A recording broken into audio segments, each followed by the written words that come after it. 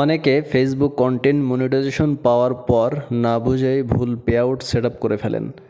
আমি নিজেও এই মনিটাইজেশন পাওয়ার আগে এমন ভুল করেছিলাম, আর পরে বুঝলাম এই ভুল ঠিক করা মোটেও সহজ না। ফেসবুকে ম্যানুয়ালি পেআউট আপডেট করার অপশন নেই বললেই চলে।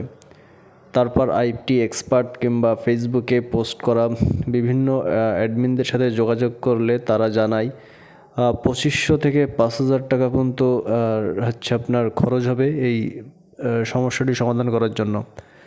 ভাবলাম মাসে যেখানে আয় মাত্র $8 থেকে $10, সেখানে এত টাকা খরচ করা কোনোভাবেই যুক্তিসঙ্গত না। তাই নিজেই রিসার্চ করলাম আর অবশেষে খুঁজে সহজ উপায়ে সমস্যার সমাধান পেলাম। আপনারাও যদি এমন ভুল হয়ে থাকে ভয় নেই, চাইলে গুগলে খুঁজে দেখতে পারেন অথবা সরাসরি আমার সাথে যোগাযোগ করলেই সম্পূর্ণ ফ্রিতে আমি আপনাকে সাহায্য করতে পারবো, একদম নিজের মানুষের মতো। তো যার যার পে আউট সমস্যা আছে বা মনিটাইজেশন পেয়েছেন সেট আপ করতে পারতেছেন না, তাহারা দেরি না করে আপনারা অতি সত্বর যোগাযোগ করুন, আর প্রয়োজনে এনিডেক্সের মাধ্যমে সরাসরি সমস্যাটি সমাধান করে দেওয়া হবে। কোনো রকম চার্জ নেওয়া হবে না, সম্পূর্ণ বিনামূল্যে।